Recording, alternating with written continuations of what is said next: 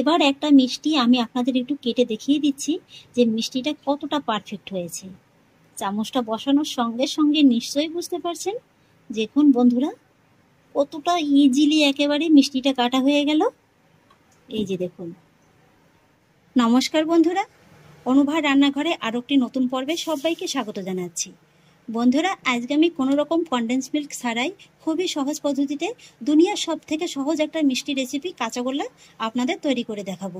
এই মিষ্টিটা বানানো কিন্তু খুবই সহজ। সামনেই কালী পুজো, আর তার দুদিন বাদেই আবার ভাইফোঁটা এসে গেল। ভাইফোঁটাতে কিন্তু আপনারা এই সহজ রেসিপির মিষ্টিটা অবশ্যই বানাতে পারেন। আর তাছাড়া যে কোনো অনুষ্ঠান অকেশনে কিন্তু এই রেসিপিটি আপনারা বানিয়ে ফেলতে পারেন। বানানো কিন্তু খুবই সহজ। হঠাৎ করে যদি মিষ্টি খেতে মন চায় তাহলে এই রেসিপিটি আপনারা ঝটফট বানিয়ে ফেলতে পারবেন। আর সেই জন্য দেখুন বন্ধুরা, গ্যাসে আমি একটা কড়াই চাপিয়ে দিয়েছি, আর কড়াইতে দিয়ে দিয়েছি খুবই সামান্য একটু জল। যেহেতু আমি ছানার কাঁচাগোল্লা বানাবো, তাই প্রথমে আমি কড়াইয়ের ভিতরে দুধটা দিয়ে দেবো। আর সেই জন্য এখানে আমি নিয়েছি 1.5 লিটার ফুল ক্রিম মিল্ক। এখানে ফুল ক্রিম দুধটা মানে হচ্ছে যে দুধটা আগে জাল করে কোনো রকম সর কিংবা দুধের ফ্যাটটা তোলা হয় না, সেটাই কিন্তু ফুল ক্রিম দুধ। দুধটা দিয়ে দেওয়ার পরে এবার গ্যাসের ফ্লেমটাকে মিডিয়াম হাইতে রেখে এই দুধে আমি জাস্ট 2 থেকে 3টে মতো বলক তুলে নেব। এখানে কিন্তু দুধটাকে খুব বেশি সময় নিয়ে জাল করে নেওয়ার কোনো প্রয়োজন নেই। আর যখনই দুধটাকে এইভাবে কড়াইতে দেবেন, সামান্য একটু জল দিয়ে দেবেন, তাহলে কিন্তু দুধটার কড়াইতে ধরে যাওয়ার কোনো ভয় থাকবে না। এইভাবে মাঝে মাঝে নেড়ে চেড়ে দুধের ভিতরে আমি জাস্ট 2টোর মতো বলক তুলে নিয়েছি। আর এইভাবেই কিন্তু বন্ধুরা একটু মাঝে মাঝে নেড়ে দিতে হবে, যেন দুধের উপরে কোনো সর না পড়তে পারে, তাহলে কিন্তু আবার ছানাটা ভালো হবে না। আর এরপরে কিন্তু আর খুব বেশি অপেক্ষা করা যাবে না, গ্যাসের ফ্লেমটাকে একেবারে কমিয়ে দিতে হবে।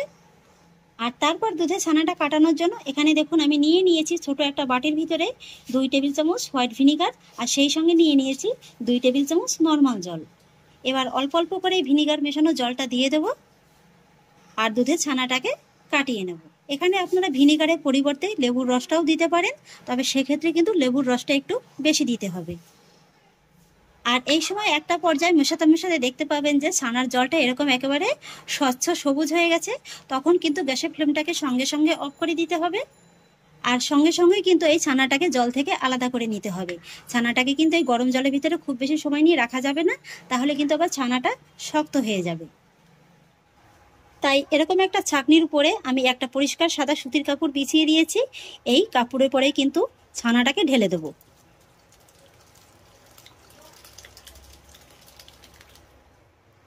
আর তারপর সঙ্গে সঙ্গে নর্মাল ঠান্ডা জল দিয়ে ছানাটাকে আমি খুব ভালোভাবে ধুয়ে নেব। এতে করে ছানার ভিতরে যে গরম ভাবটা আছে সেটাও খুব ভালোভাবে কেটে যাবে, আর ভিনিগারটা দেওয়ার কারণে যে টক ভাবটা হয়েছে সেটাও কিন্তু খুব ভালোভাবে চলে যাবে। ছানাটাকে আমি খুব ভালোভাবে ধুয়ে নিয়েছি। আর এবার আমি এই কাপড়টাকে এইভাবে একটু পুটলির মতো করে এই যে ছানার ভিতর থেকে এক্সট্রা জলটাকে একটু ভালোভাবে চেপে বের করে দেব। ছানার ভিতর থেকে আমি জলটাকে খুব ভালোভাবে চেপে বের করে নিয়েছি। আর এবার আমি ছানার পুটলিটাকে এইভাবে রেখে দেবো 30 মিনিটের মতো। এতে করে ছানার ভিতরে যে অতিরিক্ত জলটা আছে সেটাও কিন্তু খুব ভালোভাবে ঝরে যাবে। 30 মিনিট বাদে ফিরে এলাম। ছানার ভিতর থেকে কিন্তু এক্সট্রা জলটাকে আমি খুব ভালোভাবে ঝরিয়ে নিয়েছি। এবার আমি এই ছানাটিকে একটি বড় প্লেটের ভিতরে নিয়ে নেব। আর তারপর এই ছানাটিকে এইভাবে হাতের সাহায্যে একটু ভেঙে নেব। চেষ্টা করবেন ছানাটিকে এইভাবে একটা ছড়ানো প্লেট কিংবা ট্রে করে নেওয়ার, তাহলে কিন্তু আপনাদের ছানাটিকে মাখতে খুবই সুবিধা হবে। ছানাটিকে দেখুন বন্ধুরা, আমি খুব সুন্দরভাবে গুঁড়ো করে নিয়েছি।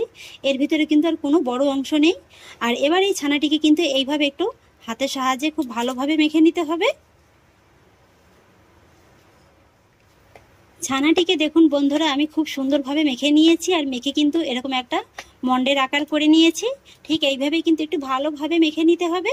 আর এবার আমি এই ছানার মন্ড থেকে এইভাবে অল্প একটু পরিমাণে আলাদা করে নেব। মোটামুটি 80% থাকবে বড় ভাগে, আর 20% থাকবে ছোট ভাগে। ব্যাস, ছানাটাকে তো আমার মেখে নেওয়া একেবারে কমপ্লিট। এবার চলে যাব কাঁচাগোল্লা তৈরির প্রস্তুত প্রণালীতে। আর সেই জন্য দেখুন বন্ধুরা, গ্যাসে আবার একটি কড়াই চাপিয়ে দিয়েছি। আর কড়াইতে দিয়ে দেবো 3/4 কাপ নর্মাল জল। আর তারপরে জলটা যখন হালকা গরম হয়ে যাবে তখন গ্যাসের ফ্লেমটাকে একেবারে কমিয়ে দিয়ে এর ভিতরে অ্যাড করতে হবে 3/4 কাপ গুঁড়ো দুধ। এখানে আমি জলের সঙ্গে গুঁড়ো দুধটা মিশিয়ে করছি, আপনারা চাইলে কিন্তু লিকুইড দুধের সঙ্গেও গুঁড়ো দুধটা মিশাতে পারেন। এবার এই গুঁড়ো দুধটাকে এই যে হালকা গরম জলের ভিতরে সঙ্গে সঙ্গে এইভাবে খুব ভালোভাবে নেড়েচেড়ে মিশিয়ে নিতে হবে। গুঁড়ো দুধটাকে আমি জলের সঙ্গে খুব ভালোভাবে মিশিয়ে নিয়েছি। আর বন্ধুরা, আমি আজকের এই মিষ্টি রেসিপিটা গুঁড়ো দুধ দিয়ে করছি। আপনারা চাইলে কিন্তু কনডেন্স মিল্ক দিয়েও করতে পারেন, তবে সবার বাড়িতে তো কনডেন্স মিল্কটা থাকে না, আর কনডেন্স মিল্ক বাজার থেকে কিনতে গেলে কিন্তু প্রায় অনেকটা খরচও পড়ে যায়। আর এই গুঁড়ো দুধটা কিন্তু প্রায় প্রত্যেকের বাড়িতেই থাকে, তাই আমার মনে হয় এই গুঁড়ো দুধটাই বেস্ট অপশন এই কাঁচাগোল্লা মিষ্টি রেসিপিটা বানানোর জন্য। আর এইভাবে যখন গুঁড়ো দুধটা জলের সঙ্গে খুব ভালোভাবে মেশানো হয়ে যাবে, তখনই আমি এর ভিতরে অ্যাড করব 1/3 কাপ চিনি। কাঁচাগোল্লা মিষ্টি রেসিপি যেহেতু খুব বেশি একটা মিষ্টি মিষ্টি হয় না, তাই এখানে আমি চিনির পরিমাণটা একটু কমিয়ে দিলাম। আপনারা চাইলে কিন্তু এর থেকে একটু বাড়িয়েও দিতে পারেন। এবার চিনিটাকে আমি দুধের সঙ্গে খুব ভালোভাবে মিশিয়ে নেব, আর তারপর মিডিয়াম লো ফ্লেমে এই দুধের ভিতরে আমি একটু বলক তুলে নেব। এবার আমি আপনাদের প্রায় 4 থেকে 5 মিনিট বাদে দেখিয়ে দিচ্ছি। এইভাবে দুধটাকে জাল করতে করতে একটা পর্যায়ে দেখতে পাবেন যে চিনিটাও খুব ভালোভাবে গলে গেছে, আর দুধটাও কিন্তু অনেকটা ঘন হয়ে গেছে। যেহেতু গুঁড়ো দুধ দিয়ে তৈরি করা হচ্ছে, তাই কিন্তু এই দুধটা ঘন হতে খুব বেশি সময় লাগবে না। আর ঠিক এই পর্যায়ে আমি গ্যাসের ফ্লেমটাকে একেবারে কমিয়ে দেব, আর তারপর এর ভিতরে অ্যাড করব এই যে আগে থেকে মেখে রাখা ছানাটা। বড় ভাগ যেটা, এখানে কিন্তু আমি সেটাই নিয়ে নিয়েছি। এবার ছানাটাকে আমি এই যে লিকুইডের সঙ্গে খুব ভালোভাবে মিশিয়ে নেব। আর চেষ্টা করবেন এইভাবে একটু স্প্যাচুলার সাহায্যে মিশিয়ে নিতে, তাহলে কিন্তু আপনাদের মেশাতে খুবই সুবিধা হবে। ছানাটাকে দেখুন বন্ধুরা, আমি খুব ভালোভাবে মিশিয়ে নিয়েছি। আর এবার কিন্তু গ্যাসের ফ্লেমটাকে একই রকমভাবে ছিমে রেখে এইভাবে অনবরত নেড়েচেড়ে ছানার ভিতরে একটা পাক দিয়ে নিতে হবে। এইভাবে ছানাটাকে নাড়তে নাড়তে একটা পর্যায়ে দেখতে পাবেন যে ছানার ভিতরে খুব সুন্দর একটা পাক এসে গেছে। এই যে ছানার ভিতরে যে অতিরিক্ত জলটা ছিল, সেটা কিন্তু একেবারে খুব সুন্দরভাবে শুকিয়ে গেছে। আর ঠিক এই স্টেপে এর ভিতরে অ্যাড করতে হবে যে ছানার যে ছোট দলাটা রেখে দিয়েছিলাম, সেই ছোট দলাটা। বন্ধুরা, এটাই কিন্তু মেইন স্টেপ। এই স্টেপটা কিন্তু আপনারা অবশ্যই ফলো করবেন। এবার এই যে কাঁচা ছানাটাকে রান্না করে নেওয়া ছানার ভিতরে খুব ভালোভাবে নেড়েচেড়ে মিশিয়ে নেব। কাঁচা ছানাটাকে আমি খুব ভালোভাবে মিশিয়ে নিয়েছি। আর এবার দেখুন বন্ধুরা, এটাকে আপনারা ছোট্ট একটা টিপসও বলতে পারেন। এখানে দেখুন ছোট্ট একটা বাটির ভিতরে নিয়ে নিয়েছি 1.5 টেবিল চামচ নর্মাল জলের ভিতরে 1.5 টেবিল চামচ কর্নফ্লাওয়ার। এটাকে আমি এবার এই ছানার ভিতরে দিয়ে দেবো। এই কর্নফ্লাওয়ার মিশ্রিত জলটা দিলে কি হয়, অনেক সময় কি হয় দেখবেন যে শুধু ছানার ভিতরে কিন্তু বাইন্ডিংটা খুব একটা ভালো আসে না। সেক্ষেত্রে কিন্তু এই কর্নফ্লাওয়ারটা দেওয়ার কারণে বাইন্ডিংটাও যেমন খুব ভালো আসবে, আর মিষ্টিটার ভিতরেও কিন্তু খুব সুন্দর একটা হালকা জুসি ভাব চলে আসবে। কর্নফ্লাওয়ারটাও যখন এইভাবে খুব ভালোভাবে মিশিয়ে নেওয়া হয়ে যাবে, তখনই এর ভিতরে অ্যাড করতে হবে 1/2 টেবিল চামচ ঘি। তবে এটা সম্পূর্ণই অপশনাল, আপনারা যদি অপছন্দ করেন স্কিপ করে যেতে পারেন। আর সেই সঙ্গে অ্যাড করব এই যে 2 ফোঁটার মতো গোলাপ জল। এখানে আপনারা গোলাপ জলের পরিবর্তে কিন্তু সামান্য একটু এলাচ গুঁড়োও ব্যবহার করতে পারেন।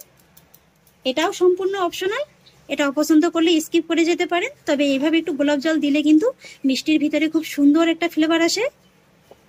এবার এই সমস্ত উপকরণগুলোকে ভালোভাবে একবার ছানার সঙ্গে মিশিয়ে নেব। ব্যাস বন্ধুরা, কাঁচাগোল্লা মিষ্টি তৈরির জন্য কিন্তু ছানার পাকটা একেবারে আমার পারফেক্টলি কমপ্লিট হয়ে গেছে।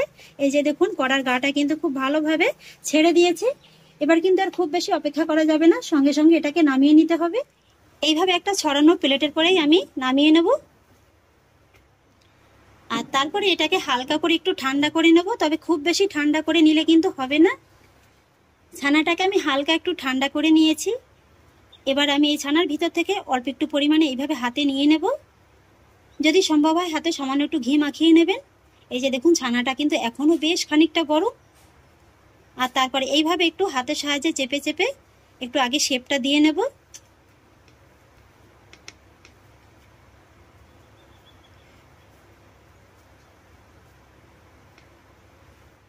এইভাবে একটু শেপটাকে আগে দিয়ে নেওয়ার পরে তারপরে 2 হাতের সাহায্যে এইভাবে একটু গোল শেপ দিয়ে নেব।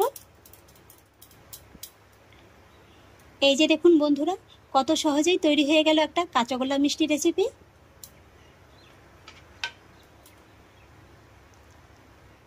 আমি আজকের এই মিষ্টিটা একটু বড় সাইজের করছি, আপনারা চাইলে কিন্তু এর থেকে একটু ছোটও করে নিতে পারেন। আর এইভাবে সবকটা মিষ্টিকে আগে গড়ে নেব। এই কাঁচাগোল্লা মিষ্টিটা তৈরি করার জন্য আমি আপনাদের আরও একটা ছোট্ট টিপস বলে দিচ্ছি। এটাকে আপনারা সহজ টেকনিকও বলতে পারেন, যার কারণে এই মিষ্টিটা তৈরি করার পরে কিন্তু এর ভিতরে কোনো ক্র্যাক কিংবা ফাটল দেখা যাবে না, কিংবা তৈরি করার সময় কোনো রকম কিন্তু ফেটেও যাবে না। এই যে দেখুন, ঠিক এইভাবে কিন্তু হাতের ভিতরে একটু ভালোভাবে যাকে বলে মেখে নিতে হবে। এই যে দেখুন, মিষ্টিটা তৈরির প্রথম পর্যায়ে আপনাদের মনে হতে পারে যে মিষ্টিটা ফেটে ফেটে যাচ্ছে। ঠিক এই পদ্ধতিটা আপনারা অবলম্বন করবেন, দেখবেন যে একটা মিষ্টিও কিন্তু ফেটে যাবে না। এইভাবে একটু হাতের ভিতরে খুব ভালোভাবে মেখে নেওয়ার পরে দেখতে পাবেন অলরেডি এই মিষ্টিটার গায়ে একটা স্মুথলি ভাব চলে এসছে। আর ঠিক তখনই কিন্তু এইভাবে দুই হাতের সাহায্যে এইভাবে একটু চেপে চেপে মিষ্টিটাকে গড়ে নিতে হবে। হালকা একটু চেপে চেপে, তবে খুব বেশি কিন্তু জোরে জোরে চাপতে যাবেন না। এইভাবে দেখুন, এই দেখুন। আর তারপর মিষ্টিটার গায়ে যখন এরকম একটা হালকা শেপ চলে আসবে, তখন এইভাবে একটু হাতের সাহায্যে আলতো হাতে চেপে চেপে মিষ্টিটার গোল শেপ দিয়ে নিতে হবে। এই যে দেখুন বন্ধুরা, কত সহজেই কোনো রকম ক্র্যাক ফ্রি স্মুথলি একটা কাঁচাগোল্লা তৈরি হয়ে গেল। আর এইভাবেই কিন্তু আমি সবকটা মিষ্টি তৈরি করে নিয়েছি। মিষ্টিগুলো দেখতে দেখুন বন্ধুরা, এখনই কতটা অপূর্ব লাগছে। এই যে দেখুন বন্ধুরা, এই মিষ্টিগুলোকে কিন্তু আপনারা নর্মালি এইভাবেও খেতে পারেন, তবে দেখার একটু সৌন্দর্যের জন্য আমি এই মিষ্টিগুলোকে একটু গুঁড়ো দুধের মধ্যে কোট করে নেব। আপনারা চাইলে কিন্তু মাওয়াতেও মিষ্টিগুলোকে কোট করে নিতে পারেন। এইভাবে শুধু একটু আলতো হাতে কোট করে নিলেই হয়ে যাবে। আমার একটা মিষ্টি কোট করে নেওয়া হয়ে গেছে, একটা সার্ভিং প্লেটে সার্ভ করে নেব।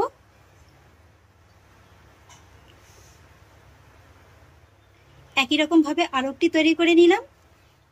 গুঁড়ো দুধের সঙ্গে মিষ্টিগুলোকে আমি খুব সুন্দর করে কোট করে নিয়েছি।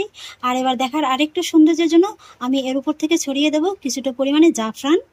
একটুখানি সাজিয়ে নেওয়ার কারণে দেখুন এই মিষ্টিগুলো দেখতে কতটা অপূর্ব সুন্দর লাগছে। শুধু শুধু কি এই মিষ্টিগুলোর নাম হয়েছে প্রাণভরা, দেখলেই যেন মন প্রাণ একেবারে জুড়িয়ে যায়। একটু সময় লাগলেও সমস্ত টিপস অ্যান্ড ট্রিক্স সহ খুবই সহজ উপায়ে আমি আজকের এই মিষ্টিটা আপনাদের বানানো শিখিয়ে দিলাম।